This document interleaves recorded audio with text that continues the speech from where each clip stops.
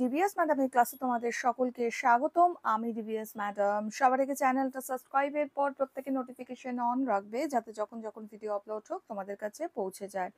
আলোচনার বিষয় ষষ্ঠ শ্রেণীর পঞ্চম অধ্যায়, অর্থাৎ জল, স্থল, বাতাস। এটা আমাদের সেকেন্ড ইউনিট টেস্টে আছে। চ্যাপ্টারটা ভীষণ ইম্পর্টেন্ট, এটা খুব ভালো করে পড়তে হবে। এই চ্যাপ্টারের লাইন ভিত্তিক পড়াগুলো অলরেডি আমি তোমাদেরকে করিয়ে দিয়েছি, ঠিক আছে? এছাড়াও প্রশ্ন উত্তর আমি দিয়েছি। আজকে তোমাদের পড়াবো আমি এই চ্যাপ্টার থেকে কি কি পাঠ্য বই থেকে কি কি ধরনের প্রশ্ন তোমাদের এসে থাকে, কিভাবে তার আনসারগুলো তোমরা দেবে, সেগুলো নিয়ে আলোচনা করব। পুরো চ্যাপ্টারটা আমি ওয়ান শট ডিসকাশন তোমাদের সঙ্গে করব, ঠিক আছে? খুব ভালো করে ফলো করবে, তাহলে কিন্তু ভেতর থেকে যে কোনো প্রশ্ন এলে নিজেরা লিখতে পারবে। ওকে, শুরু করা যাক। স্কিপ না করে ভিডিওটা দেখবে, তাহলে ক্লাসটা করলে অনেক কিছু শিখতে পারবে। ওকে, যারা রেগুলার স্টুডেন্ট আছে প্রত্যেকে কমেন্টস করবে, এছাড়া ভিডিও লাইক শেয়ার প্রত্যেকে করো। শুরু করা যাক। দেখো, এই যে চ্যাপ্টারটা আমাদের রয়েছে জল, তল, স্থল, বাতাস, এই চ্যাপ্টারে সবার আগে আমরা কি পড়বো না, আমরা পড়বো হচ্ছে যে পৃথিবীর বায়ুমণ্ডলের স্তরগুলো। এগুলো কিন্তু পরীক্ষায় এগেন অ্যান্ড এগেন আমাদের প্রশ্ন আসে যে পৃথিবীর বায়ুমণ্ডলের স্তরগুলো বা স্তরগুলো সম্পর্কে সংক্ষেপে লেখো। দেখো, আমরা এই চ্যাপ্টার্সে কি পড়ছি সবার আগে, যে বায়ুমণ্ডলের স্তরগুলো। কি কি স্তর রয়েছে না, স্তর রয়েছে সবার আগে ট্রপোস্ফিয়ার, যাকে বলা হয়। ওকে, ট্রপোস্ফিয়ার কাকে বলছে? ট্রপোস্ফিয়ার হচ্ছে বায়ুমণ্ডলের সবচেয়ে নিচে, বায়ুমণ্ডল যেটা আছে তার সবচেয়ে যে নিচে স্তরটা থাকে তাকে আমরা বলছি কি না, ট্রপোস্ফিয়ার বলে থাকি। ওকে, এছাড়া এইখানে কি কি আছে না, স্ট্র্যাটোস্ফিয়ার আছে। স্ট্র্যাটোস্ফিয়ার কি? ট্রপোস্ফিয়ারের ওপরে বায়ুমণ্ডলের যে দ্বিতীয় স্তরটা রয়েছে সেটাকে বলা হয় হচ্ছে স্ট্র্যাটো। যেমন এখানে দেখতে পাচ্ছ ট্রপোস্ফিয়ার রয়েছে, তারপরে কি আছে, স্ট্র্যাটোস্ফিয়ার। ওকে, এই যে স্ট্র্যাটোস্ফিয়ার রয়েছে, স্ট্র্যাটোস্ফিয়ার ট্রপোস্ফিয়ারের থেকে 50 কিমি পর্যন্ত এই স্তরটা কি না বিস্তৃত রয়েছে। ওকে, এই স্তরের কিছু বৈশিষ্ট্য হয়ে থাকে, যেমন আমরা বলতে পারি যে এই স্তরের উচ্চতা বৃদ্ধির সঙ্গে সঙ্গে উষ্ণতাটা বৃদ্ধি পায়। ওকে, এই স্তর 20 থেকে 25 কিমি উচ্চতায় থাকায় ওজোন স্তর ক্ষতিকারক বেগুনি রশ্মি শোষণ করে। ঠিক আছে, ওজোন স্তরের ক্ষতিকারক বেগুনি রশ্মি এটা শোষণ করে নেয়। কোন, এটা কিন্তু প্রশ্ন আসে শর্ট কোশ্চেন্সে, কে না, স্ট্র্যাটোস্ফিয়ার। ওকে, নেক্সট আমরা এই যে বায়ুমণ্ডলের স্তর তার মধ্যে আমরা কি পাবো না, মেসোস্ফিয়ারকে পাবো। মেসোস্ফিয়ার এর পরেই আসবে মেসোস্ফিয়ার। মেসোস্ফিয়ারটা কি? স্ট্র্যাটোস্ফিয়ারের ওপরের যে স্তরটা আছে বায়ুমণ্ডলের তৃতীয় স্তর, যেটা আমরা বলি সেটা মেসোস্ফিয়ার। এটা বিস্তার কতটা না, আমরা বলতে পারি 50 থেকে 80 কিমি উচ্চতার মধ্যে এই স্তরটা অবস্থিত। কত থেকে না, 50 থেকে 80। আমরা দেখতেও পাচ্ছি মাপগুলো এখানে দেওয়া আছে। ওকে, 50 থেকে 80 এই স্তর সম্বন্ধে আমরা কি বলতে পারি না, মেসোস্ফিয়ার ঊর্ধ্বসীমাকে কি বলে না, মেসোপজ বলে। কি বললাম? মেসোস্ফিয়ারের যে ঊর্ধ্বসীমাকে মেসোপজ বলা হয়। এই স্তরের উচ্চতা বৃদ্ধির সঙ্গে সঙ্গে উষ্ণতাটা কি হচ্ছে, আবার হ্রাস পাচ্ছে, অর্থাৎ কমে যাচ্ছে। ঠিক আছে, এবার মহাকাশ থেকে ছুটে আসা যে উল্কাগুলো থাকে, আমরা যে উল্কা দেখেছি, এটা কিন্তু কি হয়, এই স্তরেই পুড়ে ছাই হয়ে যায়। মনে থাকবে কোন স্তরে পুড়ে ছাই হয় না, এই স্তরটাতে পুড়ে ছাই হয়ে যাচ্ছে। ওকে, এরপরে আমরা কি পাবো না, থার্মোস্ফিয়ার পাবো। ঠিক আছে, মেসোস্ফিয়ারের পরে আমরা কি পাচ্ছি, থার্মোস্ফিয়ার পাচ্ছি। থার্মোস্ফিয়ার কি? মেসোস্ফিয়ারের ওপরে বায়ুমণ্ডলের চতুর্থ তাপময় যে স্তরটা আছে তাকে থার্মোস্ফিয়ার বলা হয়, যার আরেকটা নাম হয় যেটাকে আমরা বলে থাকি আয়োনোস্ফিয়ার। থার্মোস্ফিয়ারের আরেকটা নাম কি বললাম না, আয়োনোস্ফিয়ার আমি বললাম, মনে থাকে যেন। ওকে, এটা কতটা না, 80 থেকে 300 কিমি পর্যন্ত এটা বিস্তৃত থাকে। এই স্তরের বৃদ্ধির সঙ্গে সঙ্গে দ্রুত গতিতে কি হয়, তাপও বৃদ্ধি পেতে থাকে। ওকে, এখানে বায়বীয় যে কণা সেটা প্রায় নেই, আমরা বলতে পারি বায়বীয় যে কণা হয় সেটা নেই। তাই আকাশ বেসিক্যালি এখানে কালো, এই যে স্তরটা আছে এখানে আকাশটা কালো দেখিয়ে থাকে। ওকে, এখানে গ্যাসের অণুগুলো আমরা বলতে পারি আয়নিত স্তর থেকে, আমরা বলতে পারি যে আয়নিত স্তর থেকে দরকার নেই, আয়নিত অবস্থাতেই থাকে। ওকে, মনে থাকবে এই এখানে গ্যাসের যে অণুগুলো সেটা আয়নিত অবস্থাতেই থাকে, একে বলা হয় কি, আয়োনোস্ফিয়ার বলা হয়ে থাকে। আমি বলেছিলাম যে আয়োনোস্ফিয়ার বলা হয়, কেন বলা হয় সেটাও বলে দিলাম। এখানে গ্যাসের যে অণুগুলো সেটা আয়নিত অবস্থায় থেকে থাকে। ওকে, ক্লিয়ার হলো? এছাড়াও আমরা আরো পাবো এখানে কি পাবো না এক্সোস্ফিয়ার পাবো। এক্সোস্ফিয়ার ঠিক থার্মোস্ফিয়ারের যে স্তরটা আছে সেই থার্মোস্ফিয়ারের ওপরের স্তরটাকেই বলা হয় এক্সোস্ফিয়ার। এটার বিস্তার মোটামুটি ৩০০ থেকে ১৫০০ কিমি পর্যন্ত হয়ে থাকে। কৃত্রিম উপগ্রহ, মহাকাশ স্টেশন এগুলো সব এই স্তরের মধ্যে থাকে। এই যে এক্সোস্ফিয়ার হয় না, এখানে হিলিয়াম আর হাইড্রোজেন গ্যাসের প্রাধান্যটা বেশি দেখতে পাওয়া যায়। ঠিক আছে, মনে থাকবে। আর একটা স্তর আছে, সেটাকে আমরা বলে থাকি ম্যাগনেটোস্ফিয়ার। কি বললাম? ম্যাগনেটোস্ফিয়ার। ম্যাগনেটোস্ফিয়ারটা কি না এক্সোস্ফিয়ারের ওপরে বায়ুমণ্ডলের শেষ সীমা পর্যন্ত বিস্তৃত স্তরকে বলা হয় হচ্ছে ম্যাগনেটোস্ফিয়ার। এটা ১৫০০ থেকে ১০,০০০ কিমি পর্যন্ত। ঠিক আছে, এই স্তরে বায়ুমণ্ডলে যে বেষ্টন করে একটি স্থায়ী তড়িৎ চুম্বকীয় ক্ষেত্রের সৃষ্টি করে। এই স্তরে বায়ুমণ্ডলকে বেষ্টন করে একটি স্থায়ী তড়িৎ চুম্বকীয় ক্ষেত্র থাকে বা ক্ষেত্র সৃষ্টি হয়। তাহলে বোঝা গেল কি কি স্তরগুলো আমি বললাম। আমি বললাম তোমাদের ট্র্যাপোস্ফিয়ার, তারপরে আমি বললাম কি না স্ট্র্যাটোস্ফিয়ার, তারপরে মেসোস্ফিয়ার, থার্মোস্ফিয়ার, আর কি এক্সোস্ফিয়ার আর ম্যাগনেটোস্ফিয়ার।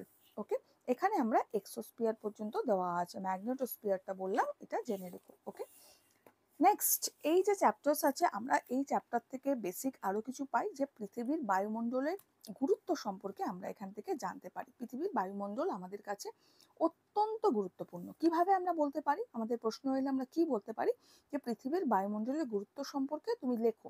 আমি কি বলতে পারি? ওকে, দেখো পৃথিবীর বায়ুমণ্ডলে অক্সিজেন আছে বলে পৃথিবীতে অবশ্যই প্রাণ আছে, প্রাণের সঞ্চার আছে, তাই তো? অক্সিজেন যদি না থাকতো আমরা তো বেঁচেই থাকতে পারতাম না। ওকে, তো অক্সিজেন সবচেয়ে বেশি বেঁচে থাকার জন্য জরুরি আমরা বলতে পারি। এখানের যে তাপমাত্রা মানে বায়ুমণ্ডলে আমরা বলতে পারি যে বায়ুমণ্ডল আছে বলে তাপমাত্রাটা অনুকূল। বায়ুমণ্ডল আছে বলে দিনের বেলা সূর্য তাপে পৃথিবী খুব উত্তপ্ত হয়ে ওঠে না, এবং রাত্রে খুব শীতলও হয়ে যায় না, কারণ বায়ুমণ্ডলের স্তর রয়েছে, বায়ুমণ্ডলটা রয়েছে, সেই জন্যে। ফলে আমাদের জীবনযাত্রা অনেক বেশি বেটার, আমরা অনেক অনুকূলভাবে জীবনযাত্রা করতে পারি।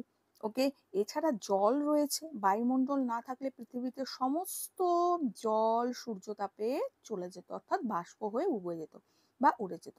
কিন্তু বায়ুমণ্ডলের জন্যই বাষ্প কি হচ্ছে পুনরায় মেঘ বৃষ্টির মাধ্যমে আমাদের জল রূপে পৃথিবীতে আবার ফিরে আসছে। ঠিক আছে, আবার কি হচ্ছে বায়ুমণ্ডলের জন্যই জলীয় বাষ্প, মেঘ, বৃষ্টিপাত এগুলো সমস্ত কিছু কিন্তু সম্ভব হচ্ছে। ওকে, আর এই বৃষ্টিপাত আছে বলেই কি হচ্ছে না আমাদের কৃষিকাজ হচ্ছে, উদ্ভিদ খাদ্য তৈরি করতে পারছে, আমরা উদ্ভিদ গুলো মানে উদ্ভিদ কুল আছে বলে আমরা শ্বাস গ্রহণ করতে পারছি, আমরা খাদ্য গ্রহণ করছি, উদ্ভিদের থেকে আমরা বেঁচে থাকতে পারছি, তাই তো? কৃষিকাজ হচ্ছে বলেই আমাদের পক্ষে শস্য গ্রহণ করা সম্ভব হচ্ছে। ওকে, তো প্রতিটা ক্ষেত্রে বায়ুমণ্ডল আমাদের কাছে কিন্তু ভীষণ ইম্পর্টেন্ট। এছাড়া উল্কার হাত থেকেও কিন্তু রক্ষা করছে, যেমন পৃথিবীর দিকে যেসব উল্কাপিণ্ডগুলো বা উল্কা ধেয়ে আসে, ঠিক আছে, বায়ুমণ্ডলের সংস্পর্শে জ্বলে সেটা কিন্তু ছাই হয়ে যায়। একটু আগেই তোমাদের সেটা আমি বললাম। ওকে, জ্বলে তখন কি হয় ছাই হয়ে যায়। ওকে, সেই জন্য আমরা পৃথিবী এতটা ক্ষতিগ্রস্ত হয় না।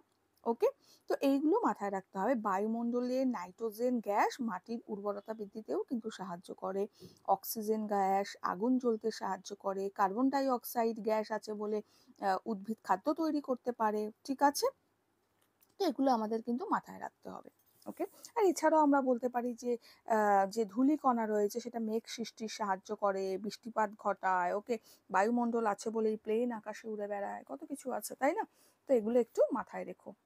এছাড়া এই চ্যাপ্টার থেকে আমাদের প্রশ্ন এসে থাকে যে বায়ুমণ্ডল গঠনকারী উপাদানগুলো কি কি হয়ে থাকে। দেখো বায়ুমণ্ডল গঠনকারী উপাদান বলতে আমরা বলতে পারি যেমন পৃথিবীর চারদিকে কি আছে না চারদিকে বায়ুমণ্ডল সাধারণত 3 ধরনের উপাদান দ্বারা গঠিত থাকে। ঠিক আছে, এবার 3 ধরনের উপাদানগুলো কি কি থাকে আমরা বলতে পারি গ্যাসীয় উপাদান। এই গ্যাসীয় যে উপাদান আছে সেটা আবার কি না 2 ধরনের। কি কি না সক্রিয় গ্যাসীয় উপাদান, যেটাকে আমরা বলতে পারি nitrogen, oxygen, carbon die oxide. Ozone প্রভৃতি। এছাড়াও নিষ্ক্রিয় গ্যাসীয় উপাদান, নিষ্ক্রিয়র মধ্যে কি কি থাকে না আর্গন থাকে, তারপরে হিলিয়াম থাকে, হাইড্রোজেন থাকে, নিয়ন থাকে, ক্রিপ্টন থাকে, জেনন থাকে, এগুলো হচ্ছে সমস্ত কি না নিষ্ক্রিয় গ্যাসীয় উপাদান। এবার গ্যাসীয় উপাদানের মধ্যে কি আছে অক্সিজেন আর নাইট্রোজেন 99% কিন্তু দখল করে রয়েছে, বা 99% জায়গা নিয়ে আছে নাইট্রোজেন আর অক্সিজেনটা। ওকে, মনে থাকবে। দ্বিতীয় কি থাকে উপাদান দিয়ে গঠিত হয়, প্রথম গ্যাসীয় উপাদানের মধ্যে তো এগুলো হলো। আরেকটা কি না জলীয় বাষ্প থেকে থাকে, দ্বিতীয়তে বলতে পারি। জলীয় বাষ্পের মধ্যে হচ্ছে জলীয় বাষ্প, আমরা বলতে পারি জল বাষ্পীভূত হয়ে জলীয় বাষ্প আকারে বায়ুমণ্ডলে থাকে। ওকে, এবার বায়ুমণ্ডলে জলীয় বাষ্পের পরিমাণ মোটামুটি ধরতে পারো 0.5 থেকে 4.0% পর্যন্ত থাকে, মনে থাকবে 0.5 থেকে 4.0% পর্যন্ত থাকে। জলীয় বাষ্পের 90% বায়ুমণ্ডলের 6 কিমির মধ্যে কেন্দ্রীভূত। কি বললাম, জলীয় বাষ্পের 90% বায়ুমণ্ডলে 6 কিমির মধ্যে থাকে, কেন্দ্রীভূত থাকে। আরেকটা কি বললাম না ধূলিকণা, 3 নম্বর ধূলিকণা। যে স্তর 3টে বললাম, প্রথমটা গ্যাসীয় উপাদান যার মধ্যে কিছু ভাগ বললাম আমি সেটা, তারপর একটা জলীয় বাষ্প, 3 নম্বর হচ্ছে ধূলিকণা। ধূলিকণাটা আমরা কি বলতে পারি না ধরো ছাই, ভস্ম, তারপরে লবণের কণা, সূক্ষ্ম ধুলোবালি, এইগুলো কি হয় না উল্কার যে আমরা বলতে পারি ধ্বংসাবশেষ, এগুলো ঠিক আছে বায়ুমণ্ডলে ধূলিকণা রূপে অবস্থান করে। কি কি না ছাই, ভস্ম, লবণের কণা, সূক্ষ্ম ধূলিকণা, উল্কার ধ্বংসাবশেষ, এগুলো বায়ুমণ্ডলে ধূলিকণা রূপে থাকে। ঠিক আছে, মনে থাকবে। তো এই জিনিসগুলো আমাদের কিন্তু একটু ভালো করে পড়তে হবে। এছাড়া আমরা এখানে এই চ্যাপ্টার্সে পেয়ে থাকি যে ওজোন স্তর ক্ষতি হচ্ছে, এর ফলে কি হতে পারে, ওজোন স্তর ক্ষতি হচ্ছে এর ফলে আমাদের কি হতে পারে, এখানটা আমরা পেয়ে থাকি। দেখো ওজোন স্তর হলো পৃথিবীর একটা আমরা বলতে পারি রক্ষা কবচ। এই যে রক্ষা কবচ ক্ষতি হলে পৃথিবীর যে প্রাকৃতিক পরিবেশটা, মানুষ, সমগ্র জীবজগৎ, সমস্ত কিছুর উপরে প্রভাব পড়বে, খারাপ প্রভাব পড়বে। ঠিক আছে, সূর্যের অতি বেগুনি রশ্মি সহজেই পৃথিবীতে এসে পৌঁছবে, তাই তো ওজোন স্তর ক্ষতিগ্রস্ত হলে। তারপরে এর ফলে কি হবে, মানুষের সূর্যের অতি বেগুনি রশ্মি যদি পৌঁছায় পৃথিবীতে, তাহলে কি হবে মানুষের ত্বকের ক্যান্সার সৃষ্টি হতে পারে, চোখে ছানি পড়তে পারে, রোগ প্রতিরোধ ক্ষমতা হ্রাস পেতে পারে, এগুলো হতে পারে। ওকে, অতি বেগুনি রশ্মির প্রভাবে তোমার আমরা বলতে পারি যে প্রাণীর বৃদ্ধি বিকাশ ব্যাহত হতে পারে, উদ্ভিদের বৃদ্ধির বিকাশ ব্যাহত হতে পারে। ওকে, উদ্ভিদের ক্লোরোফিল হ্রাস পেতে পারে, যেটা খাদ্য তৈরির জন্য, সালোক সংশ্লেষের জন্য উদ্ভিদের অত্যন্ত জরুরি, আর সেটা না থাকলে কি হবে না খাদ্য তৈরিতে যথেষ্ট ব্যাহত হবে। তাই তো অতি বেগুনি রশ্মির আগমনের ফলে পৃথিবীর যে গড় তাপমাত্রা সেটা কিন্তু বেড়ে যাবে। ওকে, অর্থাৎ বিশ্ব উষ্ণায়নে ত্বরান্বিত হবে বা বিশ্ব উষ্ণায়নের সৃষ্টি হবে। তাহলে জলচক্র বিঘ্নিত হবে, এছাড়া পরিবেশের ভারসাম্য নষ্ট হবে, এগুলো কিন্তু হবে ওজোন স্তর যদি ক্ষতিগ্রস্ত হয়। অর্থাৎ ওজোন স্তর ক্ষতিগ্রস্ত হওয়া মানে অতি বেগুনি রশ্মি আমাদের পৃথিবীতে চলে আসে, যার ফলে এইসব প্রবলেমগুলো সৃষ্টি হবে। ওকে, মনে থাকবে। তাহলে আমরা এইভাবে তখন এটা সাজিয়ে লিখতে পাবো। এছাড়াও ইম্পর্টেন্ট পার্ট ইজ জলচক্র। জলচক্র নিয়ে ডিসকাশন করবো, তোমাদের তো অনেকবার এর আগেও বলেছি। দেখো এটাতে আমরা বেসিক্যালি জলচক্রতে বলতে পারি যে যে চক্রাকার একটা পথে বা কঠিন পথ বলতে পারি, যে চক্রাকার পথে বরফ, তারপরে আমরা জল, যেটা আমরা বলতে পারি কঠিন, বরফ হিসাবে বলতে পারি কঠিন, জল মানে তরল, বাষ্প, বাষ্পীয় অর্থাৎ জলীয় বাষ্প, এই 3 অবস্থার পরিবর্তনের মাধ্যমে পৃথিবীতে জলের ভারসাম্য বজায় থাকে, তাকে জলচক্র বলে। কি বললাম, বললাম যে চক্রাকার পথে কঠিন অর্থাৎ বরফ, তরল অর্থাৎ জল, বাষ্পীয় অর্থাৎ জলীয় বাষ্প, এই 3 অবস্থার পরিবর্তনের মাধ্যমে পৃথিবীতে জলের ভারসাম্য বজায় থাকে, তাকে জলচক্র বলে। এবার সূর্যের তাপে কি হয় না, সূর্যের তাপে নদী, খাল, তারপরে জলাশয়, মহাসাগর, সাগর থেকে জল বাষ্প হয়ে আকাশে উঠে যায়, তাই তো? মানে জল বাষ্প হয়ে বাতাসের সঙ্গে মিশে যাচ্ছে, যাকে আমরা বলতে পারি। ঠিক আছে, ওয়াটার সাইকেল অনেক পড়েছো এর আগে, তোমরা জলচক্র অনেক পড়েছো। তো যাই হোক, বাতাসে মেশে। এবার বায়ুতে জলীয় বাষ্প যুক্ত হয়ে বাতাস কি হয় না আর্দ্র আর অনেকটা হালকা হয়ে পড়ে। এই হালকা আর্দ্র বায়ু সহজেই কিন্তু কি করতে পারে না, যত বায়ু হালকা হবে সেটা ওপর দিকে উঠে যেতে পারে। ওপরের বায়ু উষ্ণতা কম হওয়ায় জলীয় বাষ্প শীতল হয়ে পড়ে এবং ঘনীভবন প্রক্রিয়ায় ধূলিকণাকে আশ্রয় করে ছোট ছোট জলকণা বা তুষারকণায় পরিণত হয়। এগুলো কি করে না একত্রিত হয়ে মেঘ রূপে আকাশে ভেসে বেড়ায়। এই কণাগুলো একে অপরের সঙ্গে যুক্ত হয়ে কি করে, বড় হলে সেটা কি হয় না মাধ্যাকর্ষণ শক্তির টানে, যখন জলকণা বেশি বড় বড় হচ্ছে তখন তো সেটা আর ভেসে থাকতে পারছে না, তখন পৃথিবীর মাধ্যাকর্ষণ শক্তি আছে, তো সেই শক্তির টানে পৃথিবীতে বৃষ্টি বা তুষার রূপে ঝরে পড়ে। এই বৃষ্টির জল প্রত্যক্ষ বা পরোক্ষভাবে নদী, জলাশয়, মহাসাগর, সাগরে ফিরে আসে এবং আবার তা সূর্যের তাপে বাষ্প হয়ে ওপরে উঠে যায়। ঠিক আছে, এইভাবে কি হয় কন্টিনিউ ঘটনাটা ঘটতে থাকে। এইভাবে জল কখনো মেঘ, কখনো বৃষ্টি, আবার কখনো কঠিন তুষার রূপে আকাশ আর পৃথিবীর মধ্যে ক্রমাগত চক্রাকারে ঘুরতে থাকে বা ক্রমাগত ঘুরে চলে। এই যে চক্রাকার আবর্তনটা হচ্ছে একে আমরা জলচক্র বলে থাকি, মনে থাকবে। জলচক্র ইজ ভেরি ইম্পর্টেন্ট। এছাড়া আমি বড় প্রশ্ন যখন লিখাবো তোমাদের সব লিখিয়ে দেবো এগুলো। এছাড়াও আমাদের প্রশ্ন এসে থাকে যে পৃথিবীকে নীল গ্রহ কেন বলা হয়, খুব ইম্পর্টেন্ট প্রশ্ন আসে। ঠিক আছে, দেখো পৃথিবীকে নীল গ্রহ সাধারণত কেন বলা হয়ে থাকে, পৃথিবীর এর পিছনে কিছু কারণ রয়েছে। যেমন পৃথিবীর 4 ভাগের 3 ভাগ কি না জল, তাই মহাকাশ থেকে পৃথিবীকে আমরা বলতে পারি যে মহাকাশ থেকে পৃথিবীকে দেখলে কি মনে হয় না একদম নীল জলরাশি শুধু চোখে পড়ে, একদম নীল রঙের, কারণ জল তো ম্যাক্সিমামটাই তো জল, 4 ভাগের 3 ভাগটাই তো জল, তো সেখানে জলটাই চোখে পড়ে।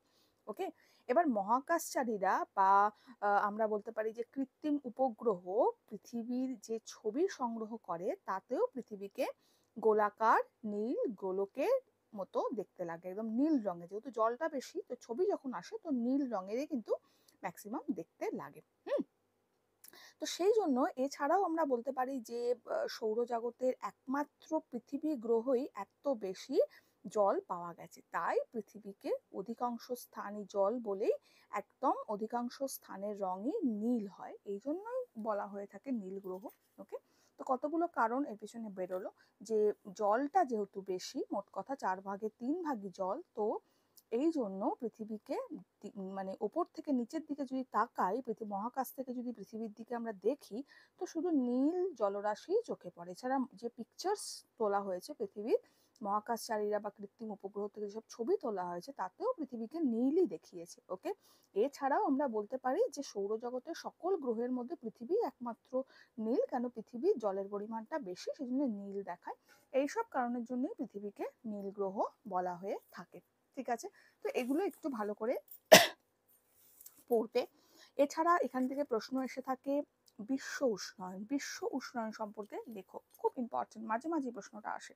দেখো বিশ্ব উষ্ণায়নটা কি না, পৃথিবীতে অষ্টাদশ শতকের মাঝামাঝি সময়ে শিল্প বিপ্লবের মাধ্যমে carbon die oxide, methane, chlorofluorocarbon এইসব গ্যাস অতিরিক্ত মাত্রায় বৃদ্ধিতে বায়ুমণ্ডলের গড় তাপমাত্রা বেড়ে গিয়ে যে অস্বাভাবিক অবস্থার সৃষ্টি হয়েছে তাকেই আমরা বিশ্ব উষ্ণায়ন বলি।